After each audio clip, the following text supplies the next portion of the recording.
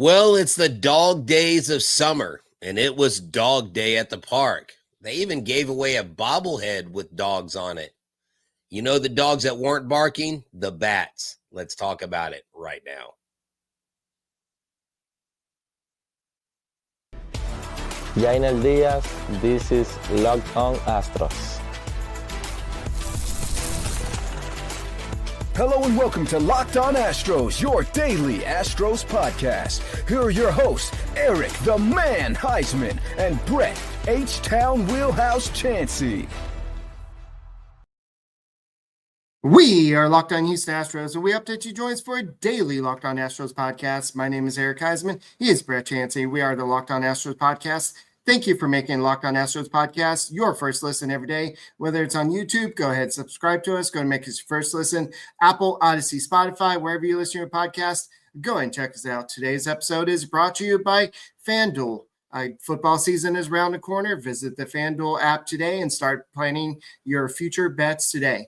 So I know, Brett, it's the dog days of August. Well, I guess today's the last day of August. I know I have my little puppy right here.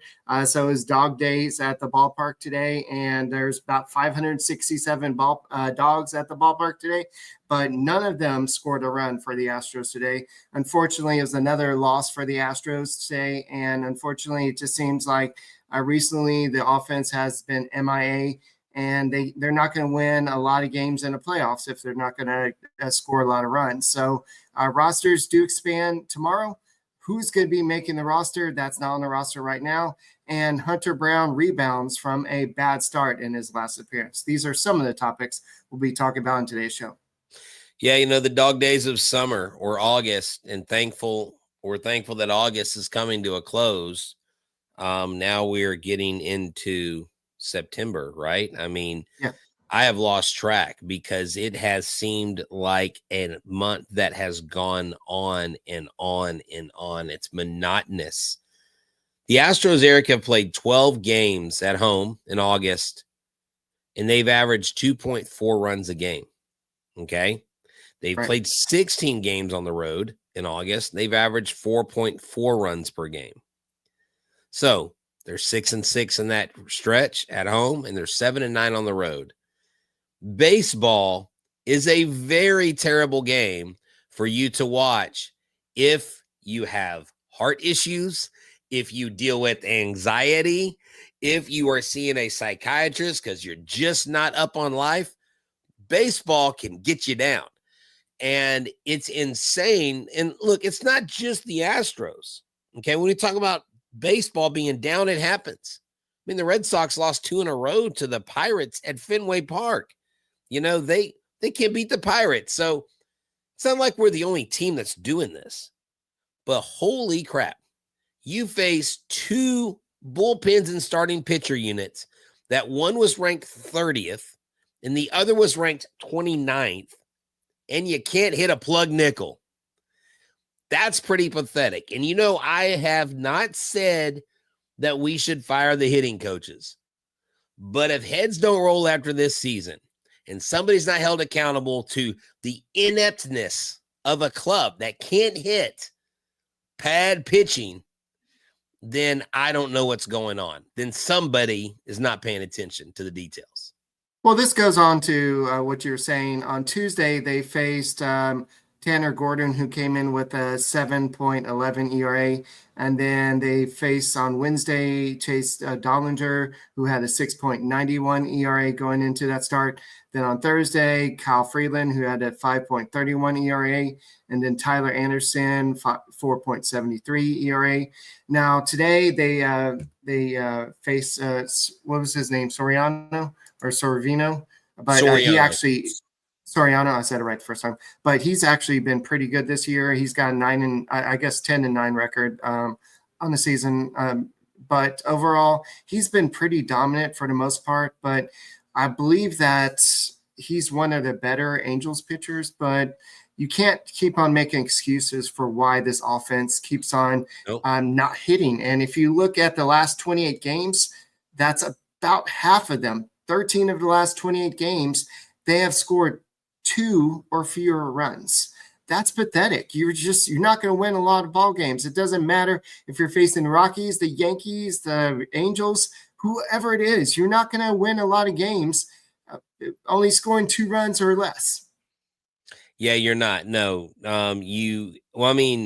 I guess if your pitcher's only giving up 1 run, then maybe if you score 2 runs, that equals a win, right? But it is just absolutely pathetic. And right now that if Dana Brown was asked, he would kind of give his same ho-hum response to, well, our guys are grinding and they know that these games are important and it's August and it's the dog days of summer and we go through our ups and our downs, but this club has what it takes to get out of its own way because, we've got guys like Jordan are back and Jake Myers is about to come back. You know what I'm saying? Does that sound familiar? Dana Brown, and I'm not saying he's making excuses, but at some point there has to be some kind of dissatisfaction with the way the team is. That's the problem I have with the messaging. I'm not asking Joe Espada to go all in on throwing his guys under the bus because he's not going to do that, number one.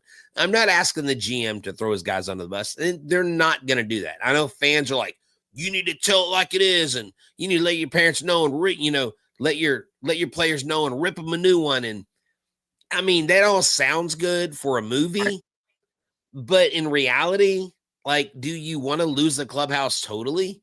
No, you don't want to do that. But somebody's got to be having some straight conversations with these guys because I don't know how 6 and 7 ERA guys come in here and throw near perfect games.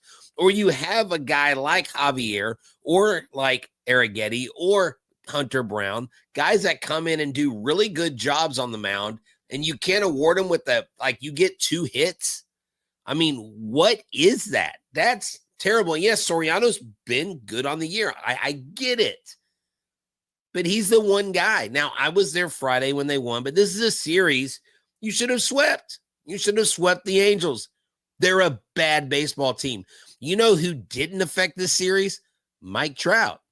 Mike Trout's in that lineup, and he's not doing jack squat.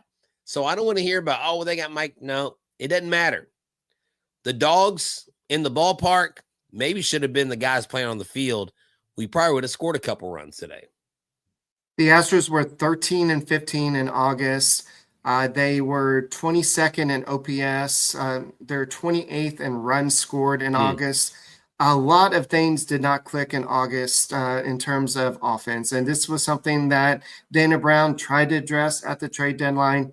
Carlos Correa, since he's come over, he has been a blessing for the Astros. I know Jesus Sanchez has had a few good games here or there, but the Astros overall, they have not been like a great offensive team. This was a big issue from the very beginning. Alvarez not being here in the lineup all year, that's what you can point a finger at it. But now that he's back, you'd be like, okay, he's back. Now, what does that do to the lineup? You see them pitching around Alvarez. He had 110 mile per hour line drive that I recorded at the game today, but it was a pretty good hit. It was just a single, but you could tell that he has that ability, but I think it's going to take a little bit for him to get totally back to where we wanted him to be. But the other guys got to step up. And I guess the next thing that we're going to talk about, Brett, is with the rosters expanding, are we going to expect Jake Myers to come through the door tomorrow? Or is it going to be somebody else? Who's going to be the next guy up for Houston Astros? So we'll go ahead and talk about that next on the Locked On Astros podcast. This episode is brought to you by 5 Hour Energy Transfusion. Let me tell you about this stuff. This grape, ginger, and lime flavored shot brings the iconic taste of a golf course favorite to a non-alcoholic boost, perfect for sinking birdies and making great memories with friends. And it's a hole in one for your energy. Maybe we need to pass these out in the Astros clubhouse. We can imagine the wild stories we would hear about Jordan hitting 3 home runs, Mauricio Dubon hitting for the cycle. What would happen? What ridiculous things would go on? Maybe the 5 Hour Energy Transfusion is what needs to happen in H-Town. But we know it's all about golf with this drink. in golf is about good times and good people. And if you got to get your mind off of this ailing club, then get the 5-hour energy transfusion and take the best parts of this to your clubhouse and make it part of your daily routine with your golf outing. Now you can amp up the fun even more. Just buy Snap and enter your chance to win a dream golf trip for 2 to any golf tournament in the U.S. Now, the Masters is excluded, but all you have to do, and it's a free trip, so you can tee it up right now, visit 5-h-e-win.com for full rules and entry. No purchase necessary. Again, excludes the Masters tournament, ends October 31st, 25. What time is it for? It's time for 5-hour energy transfusion. Hey, Astros fans, you get gas every day. Why don't you get rewarded for it? So stop leaving money behind. Get real cash back every time you fill up with the free Upside app. Simply download the free Upside app at the App Store or Google Play Store right now and start earning cash at the pump today. Use my unlimited time promo code SEASON and get extra 25 cents back per gallon on your first fill up. You could be making up to $300 a year just from buying gas that you already need. At first, I thought it was too good to be true, but it's totally legit. So go out there and just earn some cash back from getting gas that you use every day. You can get it back as a PayPal, e-gift card, or Amazon and other gift cards. Don't let this offer drive by. Download the free Upside app now using my limited time promo code SEASON for a limited time season 25 cent per gallon bonus. The promo code is SEASON.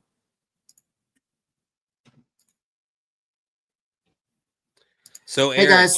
Oh, go ahead. Go ahead. My bad. Thank you for making Locked On Astros podcast your first listen every day, whether it's on YouTube. Go ahead and subscribe to us. Go and make us first listen. Apple, Odyssey, Spotify, whatever you're listening to your podcast, go and check us out. So I know, Brett, we were talking a little bit about the offense. We can get back to more about today's game specifically a little bit later when we talk about Hunter Brown. But let's go ahead and talk a little bit about the roster moves that we think is going to happen tomorrow. But what were you about to say? Oh, I was just going to say, I was looking back on this while you were reading the commercial because, Upside, I love the app and I need a good pick-me-up and saving some money. But when I look back on what the Astros have done versus some of these pitchers, Eric, it's very alarming. The 3 pitchers from Colorado had no lower than a 5.31 ERA. Tyler Anderson last night had a 4.73 ERA. And against those 4 pitchers, those 4 pitchers only surrendered 5 earned runs. And they pitched all at least into the 5th inning or deeper of each of those games. And very, very concerning. I mean, if the Astros have any more games versus teams that aren't good, like Oakland or Sacramento, whatever they're called, they could make a AL West race a lot more interesting and possibly be on the outside looking in if they're not careful. Yeah, and that's why I've been warning about this Astros offense. They've got to I hate to keep on going back to it, but they got to outscore their opponent, and they can't do that. Even Hunter Brown went out there and pitched his butt off. He rebounded. We'll talk about that a little bit later today. But overall, the Astros just can't score anything right now. But before we talk about Hunter Brown a little bit deeper, let's go and talk about rosters expanding. So for those of y'all that are not aware, they do not expand to a 40-man roster like they used to, where you can bring up unlimited players and have a roster full of players where you can have like 30,000 pitchers come into a specific game. That got to be very, very long games where you had all these different pitchers. Yes, it would help in October, but MLB went away from that. So what they're doing now is they're doing a 28-man roster. So it expands from 26 to 28. So you can bring up an extra hitter and an extra pitcher. We already pretty much know who the extra pitcher is. It's going to be Luis Garcia, who's going to be starting tomorrow's game. So he's going to be the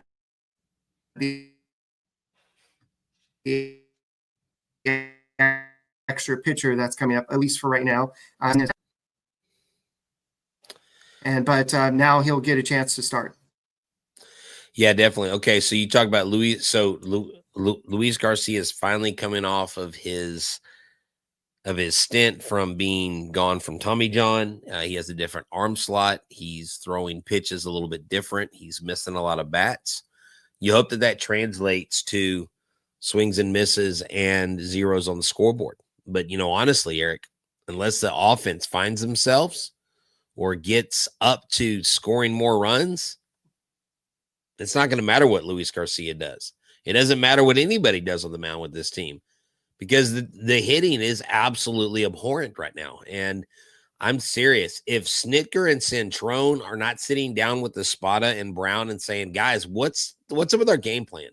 Like, what is it that we're not doing to prepare our guys to win? Because we got Luis Garcia coming off of this long stint, and he's pitching well. The last thing we want is to not support him. I mean, we're already not giving Brown the run support. We're already not giving Javier the run support. We're already not, let's stop this trend. So I'm excited about him coming on. But then again, I'm like, I don't know what to expect. I know everyone's like, we always do this in August. I get that. But it's really bad this year. It's not just bad. It's extremely bad this year. And this offense all year has been very underwhelming, to say the least. Especially when you go out there and add 3 players that you thought would help the offense after a trade deadline. And this is what Joe Spada said. He said they're trying. Sometimes you got to give credit where credit's due. We ran into a very good righty today, and we have an opportunity to go out there tomorrow and split the series. I think these guys are preparing themselves very well. We just haven't been able to get the good big hits. So my question is Jake Myers coming up? Because Jake Myers has been a big catalyst to the Astros' early offense. But the answer, unfortunately, Dana Brown said, was no. He's not going to be coming up until maybe a week from now. So the answer, the guy who's likely coming up, is Taylor Trammell, who's coming off the IL stint. So did he say why? Did he say he's not they ready? Want some more? He's only made 2, I think, appearances down in AAA, so they want to give him some more time to get ready. Oh yeah, let's just what? Yeah, let's just wait for one of the better offensive guys performing. Let's just give him what do you mean a couple more games? There's like 20 games left. It's not June, Dana. I'm sorry. I really disagree with that. Whatever. Come on, man. Get him in there. What are you talking about waiting? Don't wait. It's the Yankees. The Yankees are coming to town, man. I don't know. I don't look. That's why I'm not a GM. That's why I'm not the coach. I don't get what they do or why they do it, or even how they go about the process of making the decisions that they make. And hey, real quick, did you see all the issues that Jeff Bagwell was causing with the fan base over the weekend? Did you see where there were a lot of people complaining about him? Oh yeah, there was a whole article written about it in the in Cron.com. I don't know if it's that Chronicle, but Cron.com wrote a whole article saying fan base wants Bagwell out of the TV booth or whatever. I was like, oh my gosh. I was like, yeah, there was quite a bit of people not happy with him being in there. I'm like, yeah, maybe they're frustrated, but he is very dry. And where Todd Callis will give a sentence of a play, Jeff Bagwell will give you a whole 3 or 4 paragraphs. So a hit is something where somebody doesn't catch the ball or it hits the ground and a player's unable to get it out. That's something that Bagwell would say. He would give the whole description about someone goes, what's is he going on. The monotone guy? Yes. You mean Hall of Famer Jeff Bagwell? Yes, he's the monotone guy. Well, in some cases, you would like to hear his stories. You like to hear all the experiences he's had in his whole career. But throughout a whole game, I can see how it would get a little bit dry, and he might run out of material, that type of stuff. But yeah, I could see that. But going back to the Astros struggles, Brett, it wasn't just August, but in July, they were 12-13. And in August, they're 13-15. So doing the quick math, they are 25 and 28 in the past 2 months. So Yeah. it's just they've been struggling. It's not just August. I know we want to just focus on August, but it's been a struggle for the past 2 months. The offense has not all of a sudden just said, "Hi, we're issue." It's been a struggle all season, but Right. they went on that run because of strong pitching. And I just think that the pitching, the lack of offense has caught up to them. The loss of Josh Hader has caught up to him. But we'll go ahead and continue this conversation next, guys. Thank you for making Locked On Astros podcast your first listen every day. This episode is brought to you by Prize Picks, and Prize Picks is a daily fantasy app where making the right call can actually pay off. You and I make decisions every day, but on Prize Picks, being right means cashing in. With football back, Prize Picks is the simplest and fastest way to get in the action. Just pick more or less on 2 to 6 player projections. You can turn your takes into real prizes in less than 60 seconds. I love Prize Picks. It's fun. Download the app today. Use the code LOCKEDONMLB. Get $50 off, $50 in lineups after you play your first $5 lineup. That's code LOCKEDONMLB for $50 off and $50 in lineups after your first $5 Prize Picks. It's good to be right.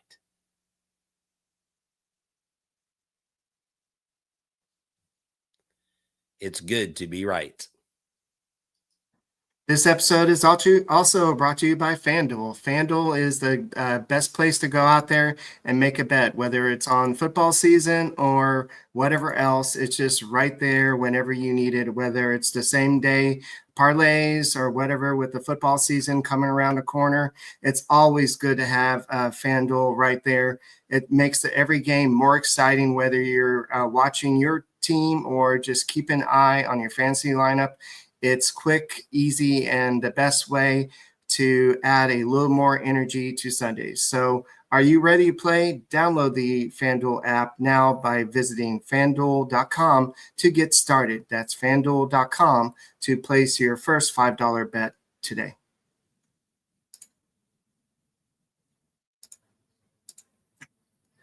Hey guys, thank you for making Locked On Astros podcast your first listen every day. Whether it's on YouTube, go ahead and subscribe to us. Go and make us your first listen. Apple, Odyssey, Spotify, wherever you listen to your podcasts, go and check us out.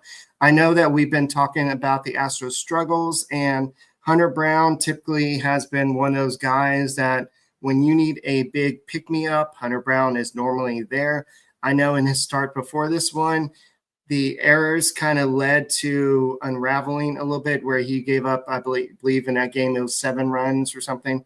But in this game, it was a whole different Hunter Brown. I know he gave up that home run, but sometimes you just give up a home run to a average player. Sometimes they kind of sneak into a pitch.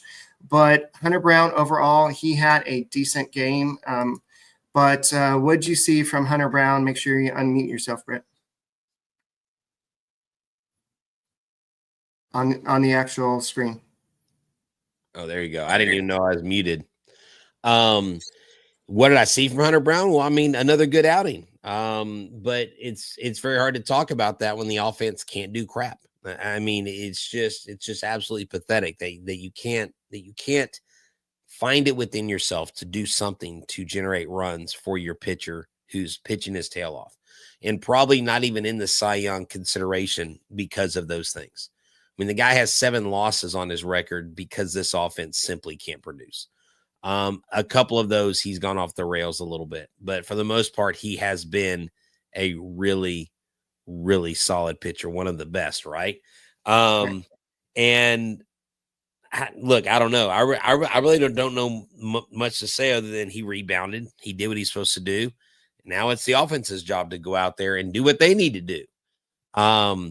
And it's funny, Susan Townsend earlier, she goes, I think we can all say it, remove that dang metal scoreboard. Did you see? Were you? I was there and I heard it. Like you can hear it. I was all the way here on TV. I was glad you could hear it. Line by the foul pole, and you can hear it. It echoed throughout the whole thing. And it looked like as soon as he hit it, yeah, he got a cut above his eye or something, man. He Dude, I have never seen someone hit their face so hard on something in my life.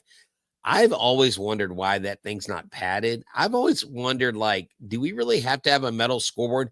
Can they go to more of a digital scoreboard and maybe put some fencing in front of the LED lights, where almost like they kind of bounce. I don't know, like they got to do something different. That scoreboard is dangerous, and I'm sure that metal's not.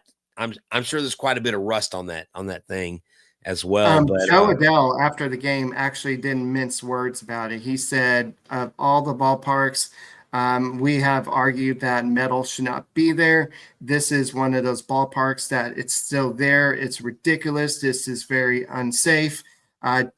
Taylor Ward did not do anything wrong. He did exactly what he was supposed to do, being aggressive, go get the ball. There's no reason for metal to be out there. And I went with my stepson, and he was like, wait, why isn't that scoreboard metal out there? I'm like, well, some ballparks just like to have the old timey look. And this was earlier in the game before this happened. And then when this happened later on, he's like, you see, if it was all digital and maybe a little bit softer material, this wouldn't have been an issue.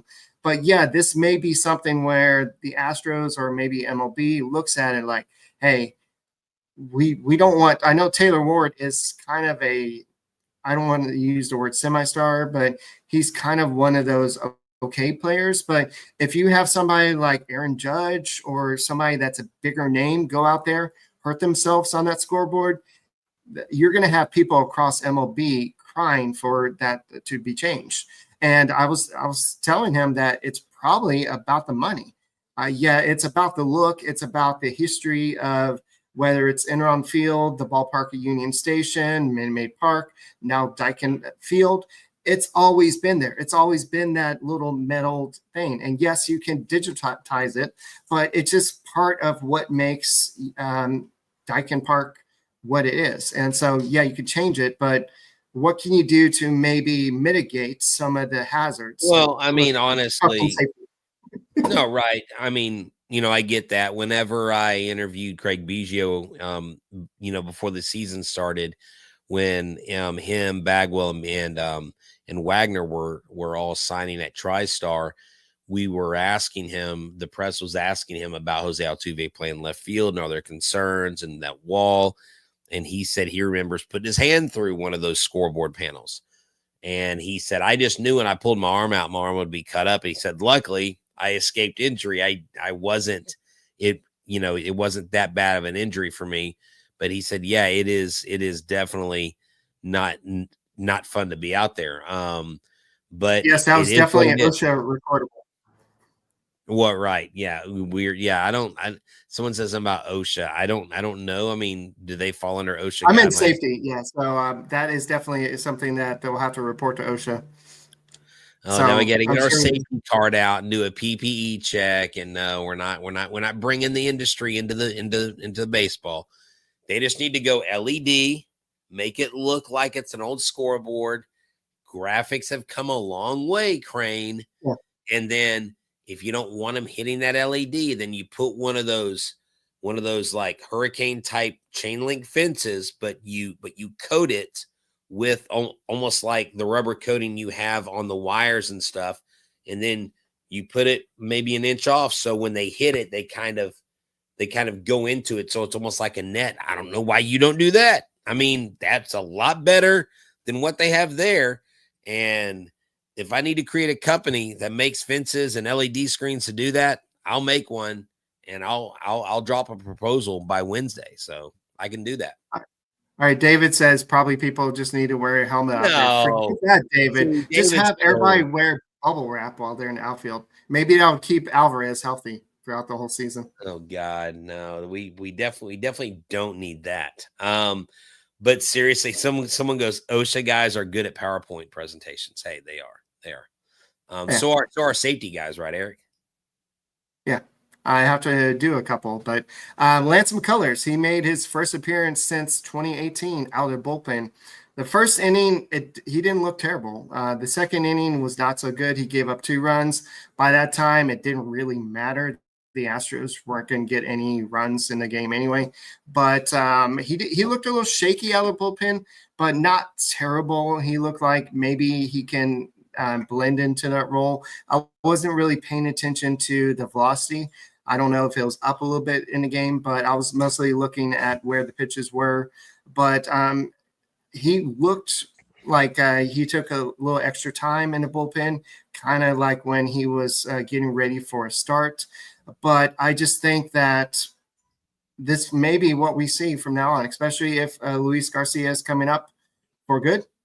I don't know if he's going to be sixth guy, but you have to have somebody in the bullpen. And maybe this is finally the time that Lance McCullers embraces the bullpen role. He's going to have to. I think for him to be relevant this year, I think for him to be a contributor this year, he's absolutely going to have to embrace it. I don't think he has a choice. I mean, Eric, his pitches, the four-seam fastball and the sinker are his highest pitches when it comes to pitch velocity at 91.9 miles an hour. So he's not exactly lighting up the radar gun, and he's not going to. He's relying heavily on the slider. He's relying heavily on the knuckle curve, and he's, so change up as well. So, I mean, everything's breaking right now. Everything's a breaking pitch for him. From 89 to 91, he's going to have to be Greg Maddux on the mound. He's going to have to find a way to miss bats. And unfortunately, with this offense's lack of production, Lance McCullers Jr. can ill afford to go out and have an inning where he gives up 2 runs and 3 hits, or 3 runs and 2 hits. He can't do that. He's going to have to be near perfect. I know that Ben mentions that it's not the first time he's embraced that role, but you're talking about 11 career relief appearances, including sometimes in the playoffs. We're talking about most of them coming, all of them coming during 2017 and 2018. So you're talking about a long time ago, but ever since then, he's been like, no, I want to be in the rotation. I'm a starter, especially with all these injuries. He did not want to really go to the bullpen. The Astros didn't really want him to go to the bullpen, but now they don't really have a choice. Spencer Arrighetti looked a heck of a lot better than he's done the last 2 starts than he did the previous 2 starts. Christian Javier had a no-hitter going, and then you had Hunter Brown. So there's no other options, especially if you want to get Luis Garcia up here. So somebody had to go to bullpen, and so they just felt like Lance McCullers was the best option at this point. So yeah, I think that's it. Look, man, when the Yankees come to town, the Astros got to wake up, because this offense looks abhorrent. I mean, they just their performance is so lackluster. And I was thinking about trying to giving them a motivational speech tonight, or kind of going on a wheelhouse rant. But at this point, nothing I can say or do is ever going to change that. And I've known that all along. It's not that I'm just now realizing that. But, 75 and 62, you're only 2 games in the lead. The Mariners have won 1 game. The Rangers have won 5 games. They are now over 500. Now they are 4.5 games back. But, Eric, you can't even catch the Blue Jays right now. The Blue Jays are 5-5 in their last 10. Mm-hmm. So the Yankees come to town. They got to take care of business, man. They've got to beat the Yankees. I think they need to sweep them. If I'm being honest, I think they need a 3-game sweep. That's the only thing that I think is going to really get them moving in the right direction, because then they go back on the road, and man, where is this offense? Where is it? It hasn't been here for a while, but this has been a season-long trend.